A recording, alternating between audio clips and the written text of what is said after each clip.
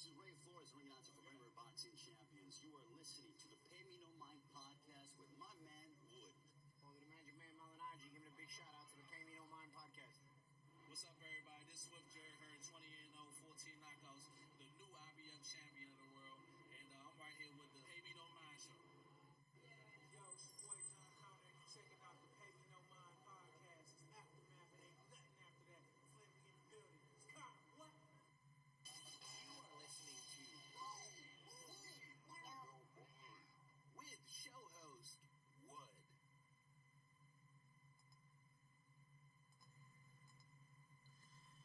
Hey, peace world. What's good? Like they just mentioned, I'm the host of the show here, Wood. This is some Bite Down Boxing presented by the Pay Me No Mind Sports and Entertainment channel. I got to update somehow or another. I got to update the, Jared Hurd is no longer a champion at the moment. Last night's bout, has some interesting implications with regards to that. But, I'll work on that. I'll work on that. That's a little insignificant, though, in a way, but I know it could be confusing. Crazy night last night, crazy night. I'm going to jump through a few things. I got about 4 points to talk about last night's stunning upset of Julian J-Rock Williams. Very Philly sports-like moment, in my opinion. When we look at throughout the years, the shortcomings of the Philadelphia, the 76ers, Andy Reid's issues with getting it done in Philadelphia, with the Eagles. Who else is, the Phillies, the baseball team has been up and down, brought in the big money this year with Harper and came up short. It just kind of seemed like a Philly moment. It seems like its better days were back in the day. And then here we have, a phenomenal night set up, a big reward for Julian J-Rock Williams, homecoming fight,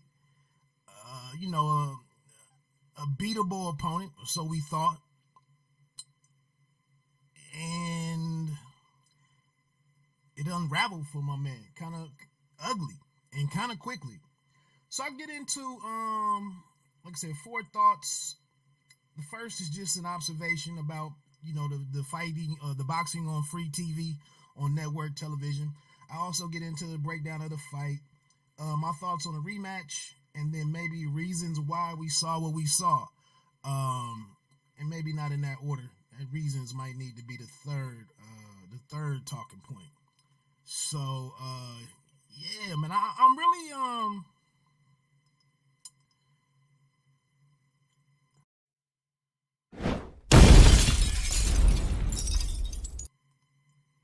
I'm kind of really interested here to see what the TV numbers are next week.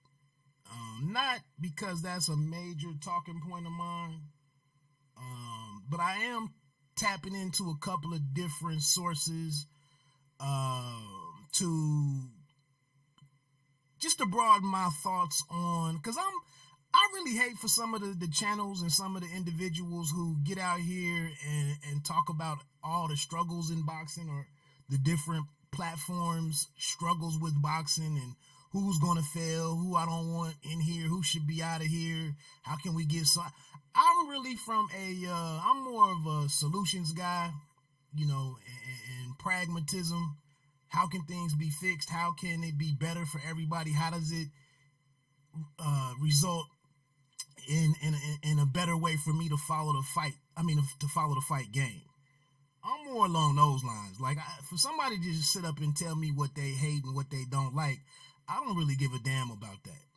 I believe in competition, and I think it's interesting to study the moves and the success of the competitors. So I'm all for as many. I would like to see NBC and CBS Sports in boxing. Get a couple more players in there. along with the other 3 that we have, 3 or 4, or however you want to look at it. With anyway, let me not get bogged down into that.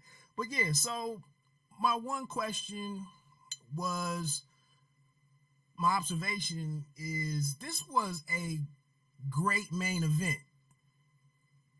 The main event was phenomenal. The co-main with Colbert and Corrales, Jezreel Corrales.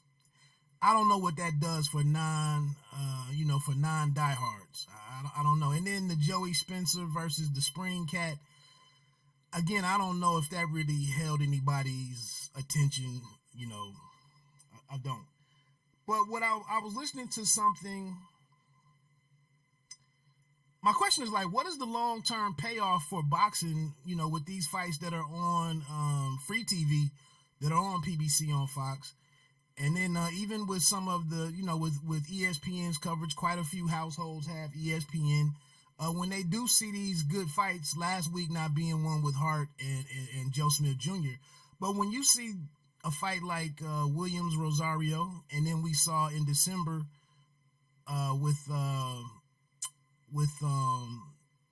the rematch between Tony Harrison and was that Showtime?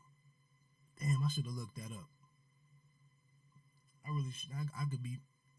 Nah, that was PBC on Fox, because there was some numbers talk out there.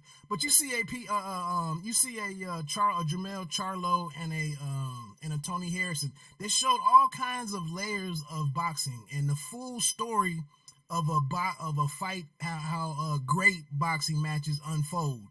Minimal feeling out period. Both guys get into a rhythm. Both guys start competing. We start seeing, we got a knockdown in the second round of that fight. We saw Tony Harrison fight his way back into it and go on a good run himself. Then we get into the 11. We see the 2 knockdowns. We see big shots. Like, does that result in newcomers to the sport? So what I was listening to, something that I was listening to yesterday was kind of talking through the situation with Jesse Hart and Joe Smith Jr., and that the average number was pretty bad, but once the football games were over, and it was the only game in town, so to speak, the viewership numbers doubled. They more than doubled. So my takeaway from that was, like, the people who got to Jesse Hart and Joe Smith Jr., which I think it was either 288,000 or maybe 388,000. I think it was 288,000.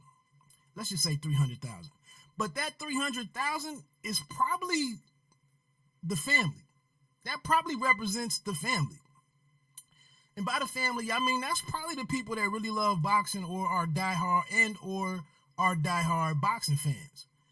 And so what I'm getting at here is, like I said, with exciting fights like this on the platform that's free TV on PBC on Fox, will that 300,000 increase? Will it gradually grow? I think that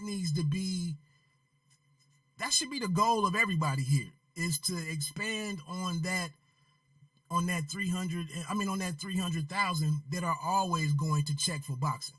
The people that are going to, if your favorite team wasn't playing last week,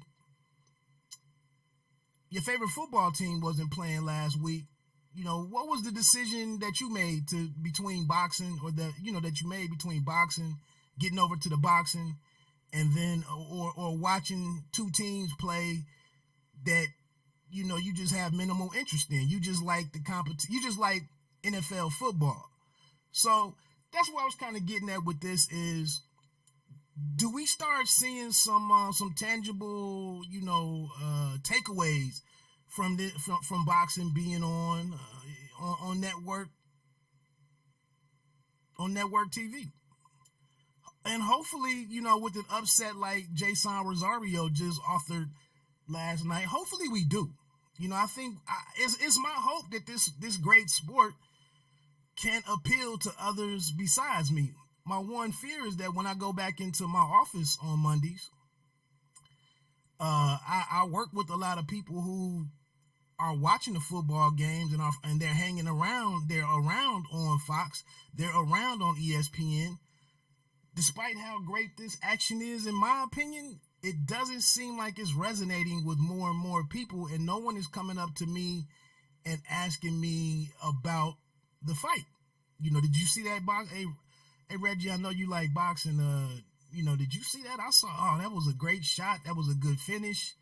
Or is anything about is anything about boxing appealing to just kind of like passerbys?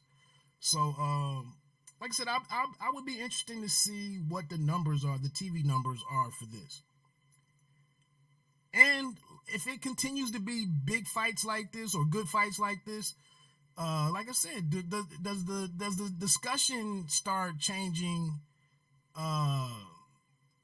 And we get, it's different people that are coming to you talking about boxing. I think that's the real win, is when that starts happening. So I'm optimistic that, because people were excited last night on the UFC side. People were excited last night to see Conor McGregor come back and to have a 40-second win. And so that's what I'm saying. With the more action-packed these fights are, the more there are decisive victories with knockouts. With, like I said, mainly with good action, because like I said, Harrison and Charlo went 11 rounds, but it was all action for the most part. And I just don't know, with the taste of other of fans from other sports such as the UFC, if they're watching boxing, they may not understand, or they may not be patient or tolerable with a Colbert and Corrales. They just might not be that interested in that. But again, in the fight that I'm getting ready to talk through, Rosario and the upset of Williams, this thing ended early. It was blood early with the cut on J-Rock, and and then the big shots in the 4th and 5th rounds. So with that said, let me get on into that. Taking a look at looking at the action itself.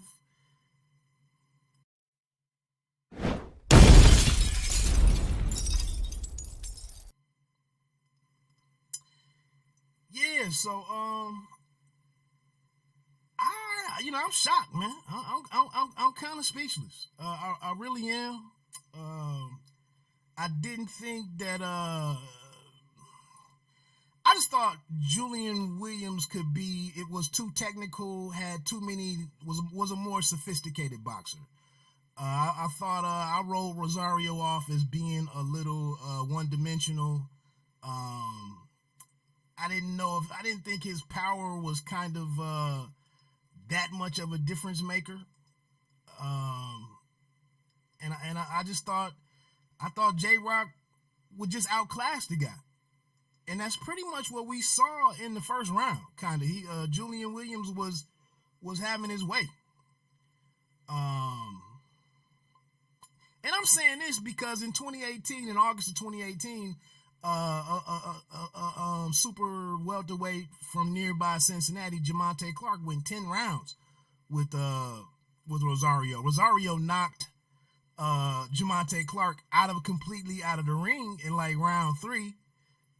He also beat Justin DeLoach before that. He's been, getting these decisions with most of these guys. He did have 13 knockouts coming into this fight, 13 in his 21 fights. I guess he does have good tail of the tape numbers for the super welterweight division. But yeah, I mean, J-Rock got into the fight and was doing his thing. The jab was looking nice. The counter rights that he was landing was really kind of telling to me and showing me what I thought was going to be the story of the fight, as they say.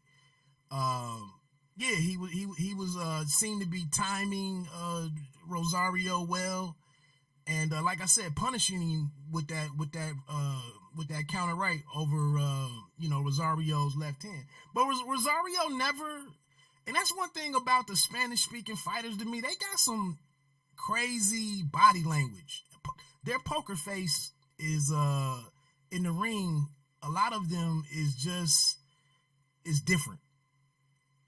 A lot of American fighters, they get into that shaking the head when they get caught with a good shot. They're demonstrative in some way or the other, and you can start picking up on things. You start seeing what's affecting them. But a lot of these cats that speak Spanish, they just seem to keep fighting, stay low and keep firing. So it was kind of hard to tell what was going on with Rosario. So anyway, we get into that second round. They put up the image. They put up the graphic of the fight of the punches landed, and things shifted in Rosario's favor, like more than double. And then I think also in that round, I want to say over the second half of that round, Julian Williams his mouth is open already. In the second round, and his mouth is open. I'm like, what's the deal with that?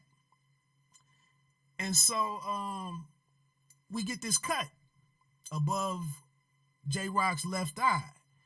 I thought it was in the corner at first, and I don't think they showed us a good image of it, a good shot of it in the corner.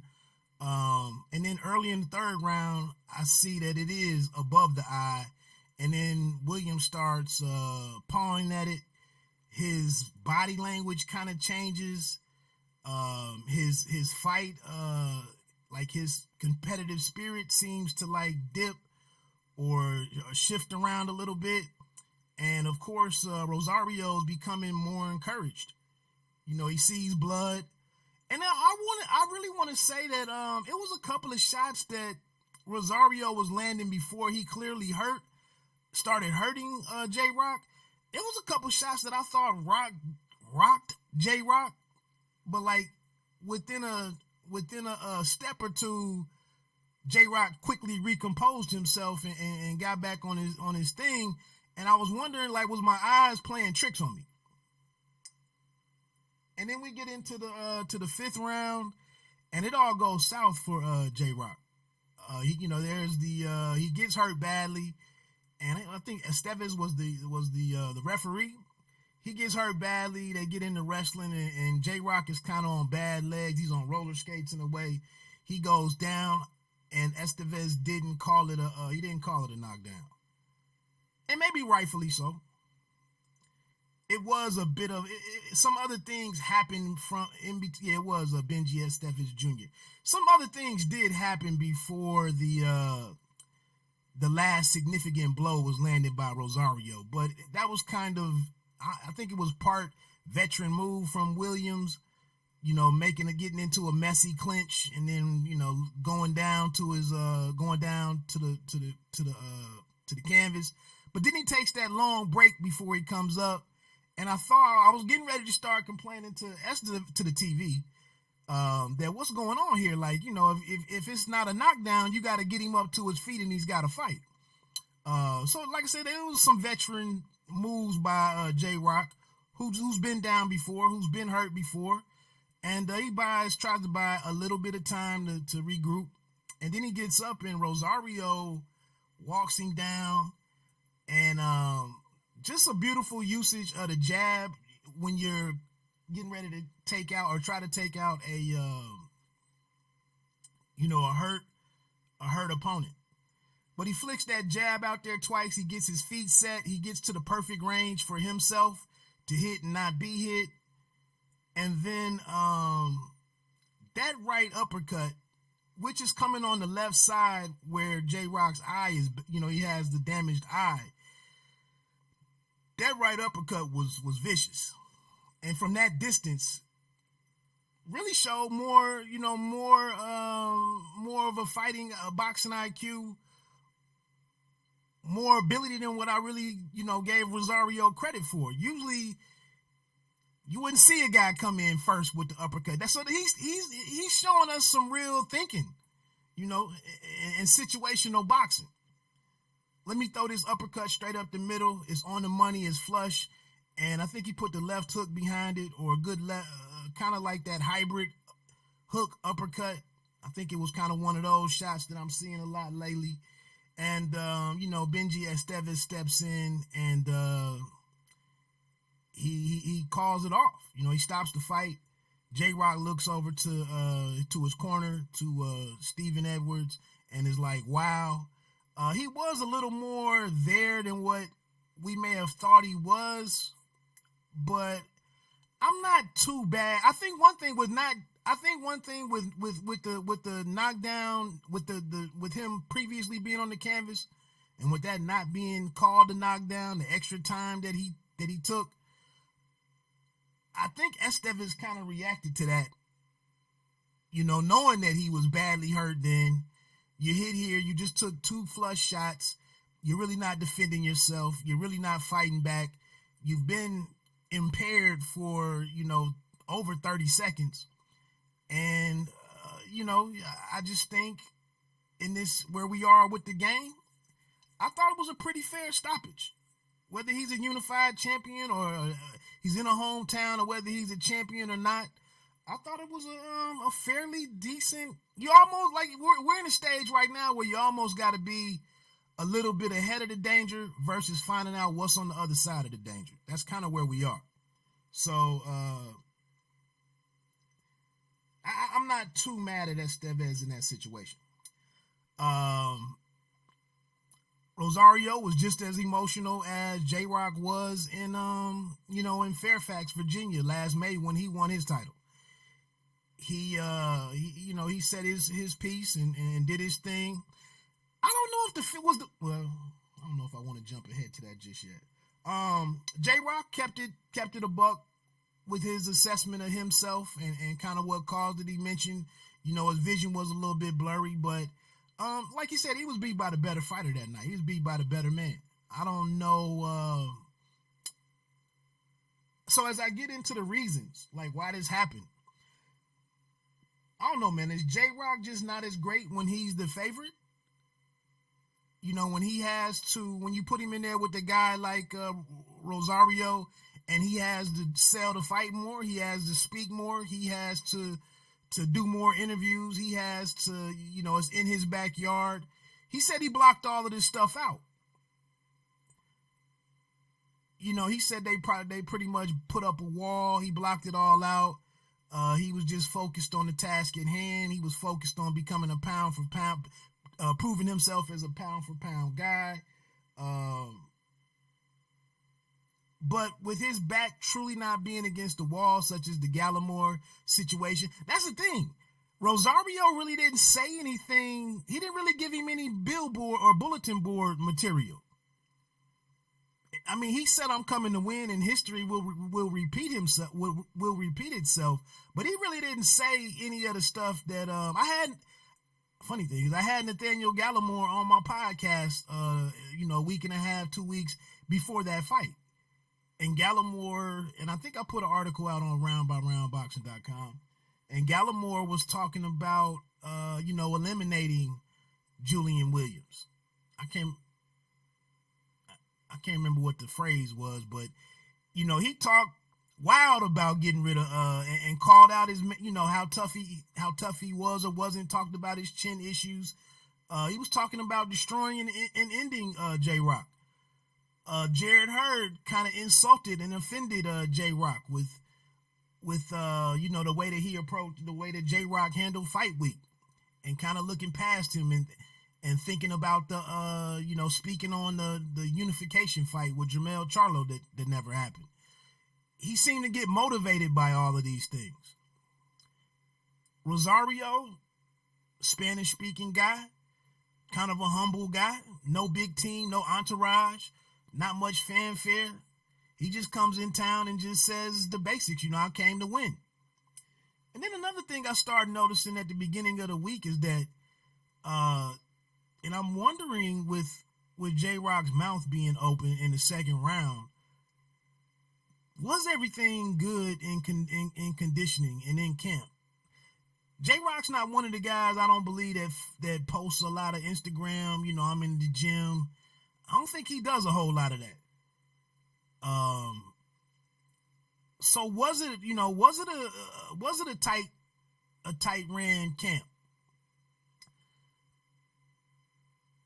That victory that they got back last May, it put more light on Stephen Edwards. He does the mailbag or whatever it's called.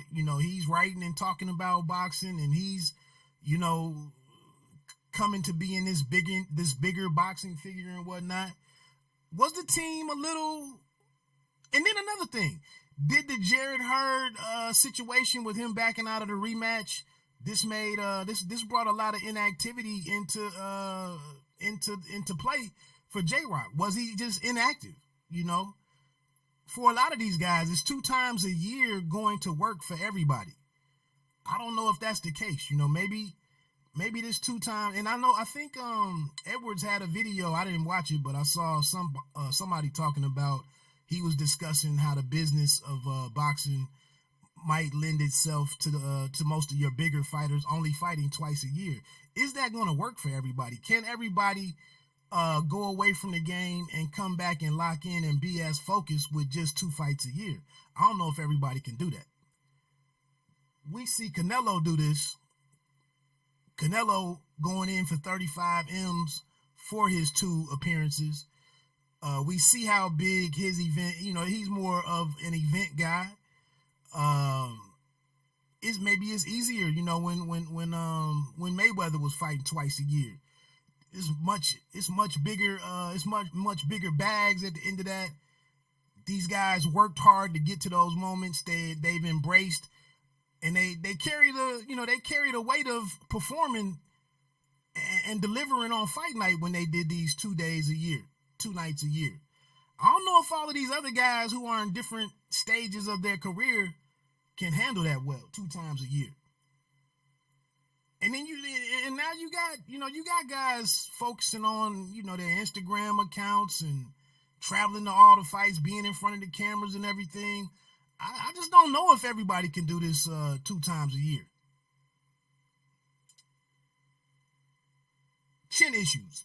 Moving forward, is that going to be an issue for J-Rock now? Possibly. My other question, as I'm looking at this, is did he really get great support from the hometown crowd? Was this crowd really any better than Volchik Beterbiev?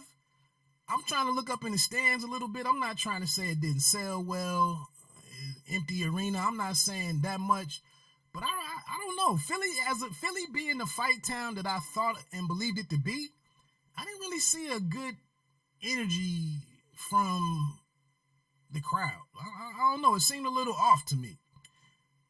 That's what I'm saying. I don't know if this fight, if it just really the stakes weren't high enough for to motivate J-Rock to be at what we thought him to be, coming off of that victory in the upset over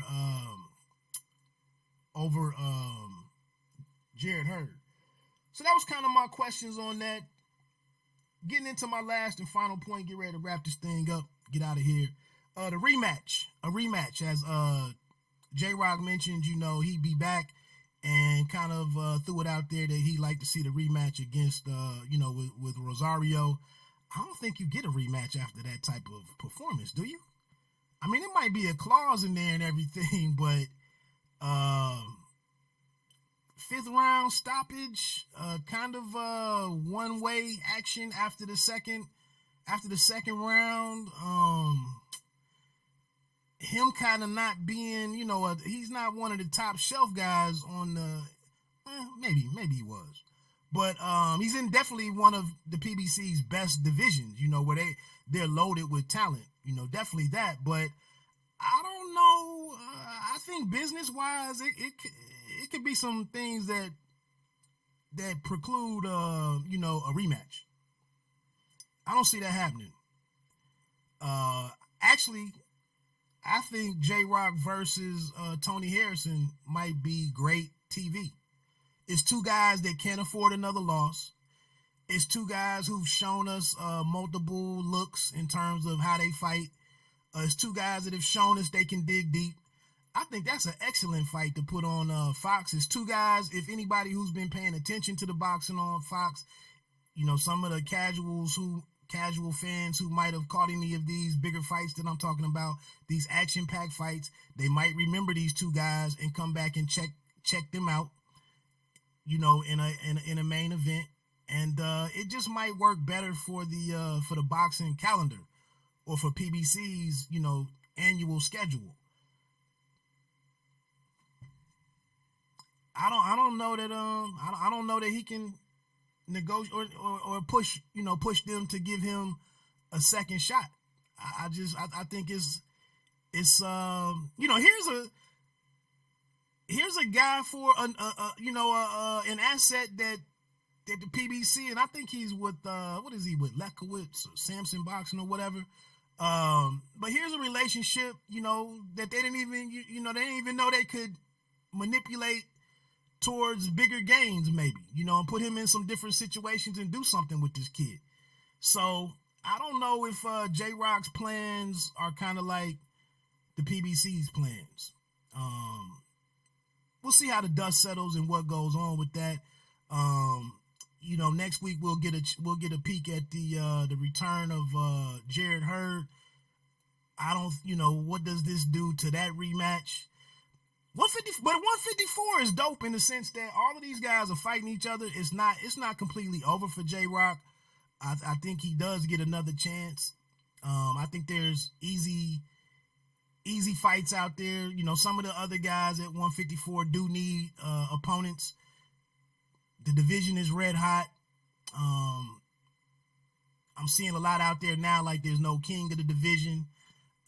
So it's not over for him. It's not like he gets put in a corner or he's relegated to, some lower level assignments and whatnot.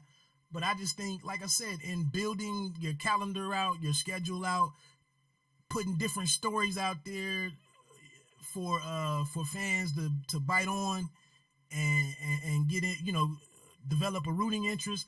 I just think there's some different plays to be made with J-Rock than going right back in against Rosario. And then Rosario, Charlo and Rosario might not be too bad. It's some different things that can be done with him that, maybe from a cost standpoint, it's some different things to factor in than just you get a rematch. Like I said, 5th round TKO, I don't know.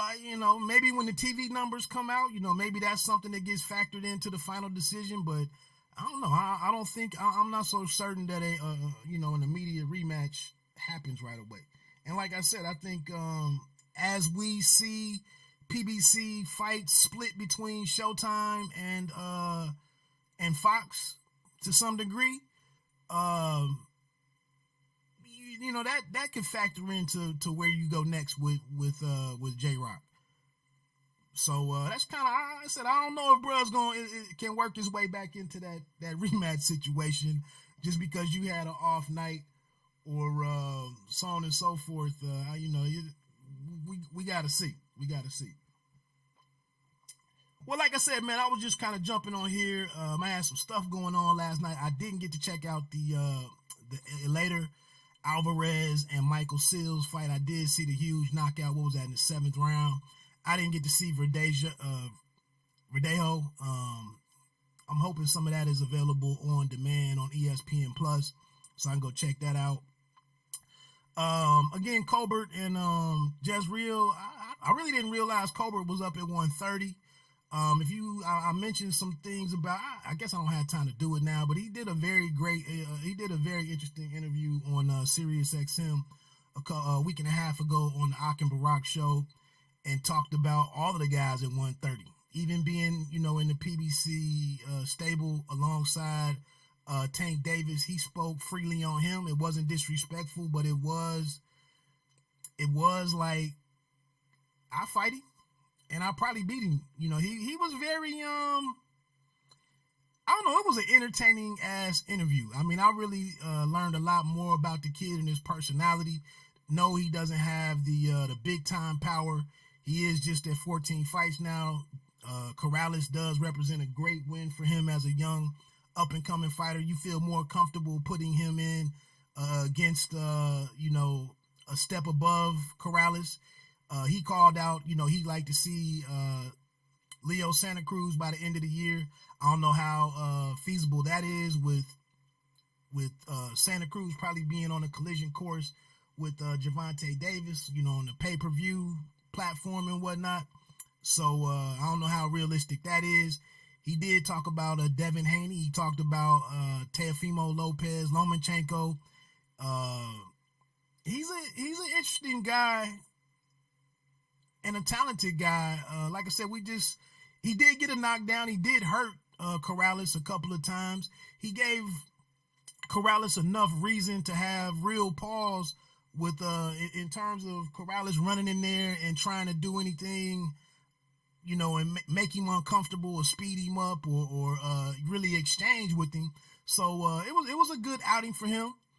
Joey Spencer, and like I said, the spring fight, I think that was a 4-rounder. Let me check real quick. I thought that was oh no, it was 6-rounder. Okay, it was 6-rounder. I won't even go into that. But a decent win for him, but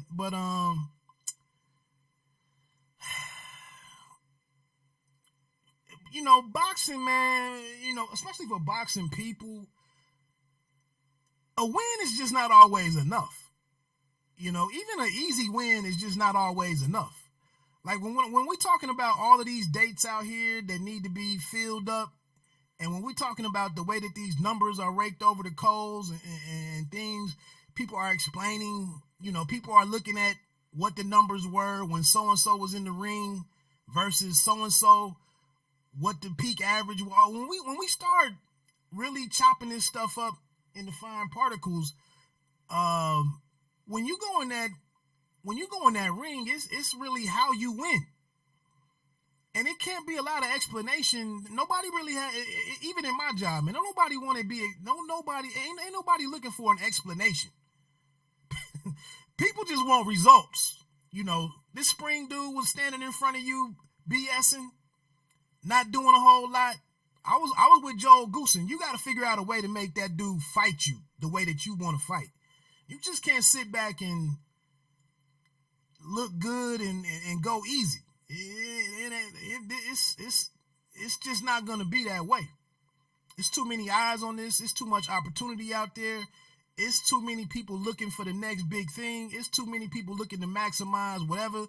Like I said, ESPN, or Top Rank, PBC, the people on the zone, like people are looking for numbers. This numbers talk is serious. So when it comes to putting you on a televised card, putting you in front of eyes, you got to go out there, figure things out, and deliver.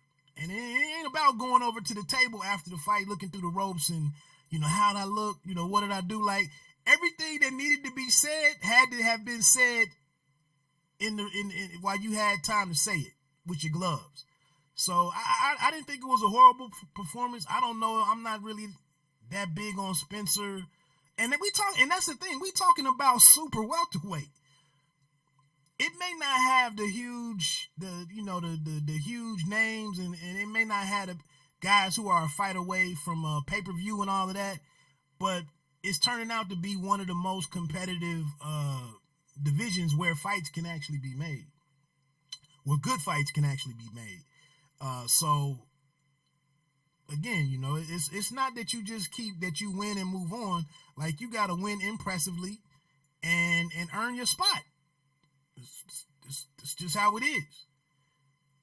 This ain't the NBA where a team that won like 2 more or 3 more regular season games and makes it in as the number 8 seed, and you get to face the number 1 seed and you get 4 games to play versus when it was just the best of 5 and it was 3 games.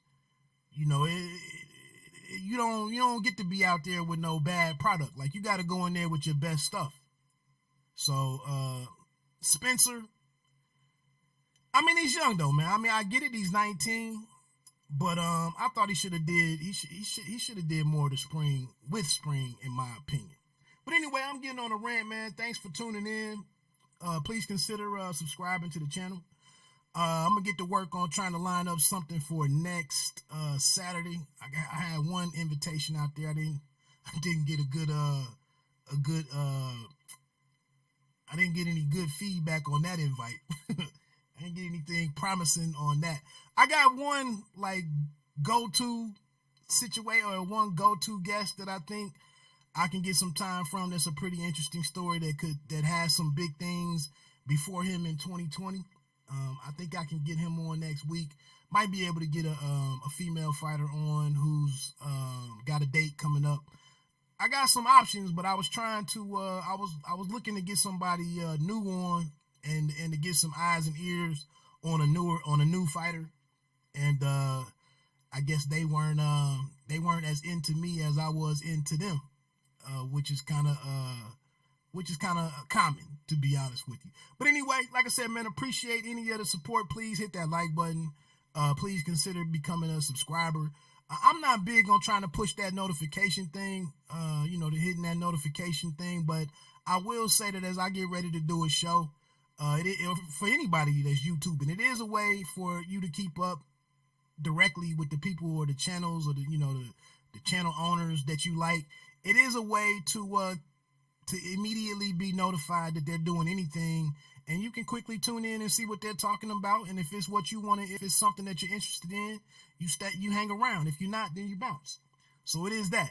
So that is, and as I get started, I'm trying to get audio sorted out, and do I take time to send another link out on this? But it is a little more efficient if I can just get to cooking and do what I got to do. So consider hitting that notification button. Like I said, I'm hoping to have a bigger 20 than I had than what I did in 19, to build on some of the stuff that I did, and hopefully to be more consistent, with coming on and doing some of the recap shows, whether it be on Saturday morning or Sunday morning. I did mention that Saturday and Sunday, morning live streams, like doing Saturday isn't good because you're talking about fights that are 7 days old, and then you're just previewing what might be coming on later that night. Sunday is a much better day because if it is just me rocking, I can't talk about the fights like I just did. I don't know how many guests I could possibly get on a Sunday morning because, some people obviously go to church. It could be a mix, I don't know. I got to kind of see what I can do and how things can play out. But that's neither here nor there. Like I said, any support to the channel would be appreciated 3,000%. So let me get on out of here, man. Bite down boxing. Don't let them count you out. Pay me no mind. Sports and entertainment. You don't have to be great to start, but you have to start to be great. Peace.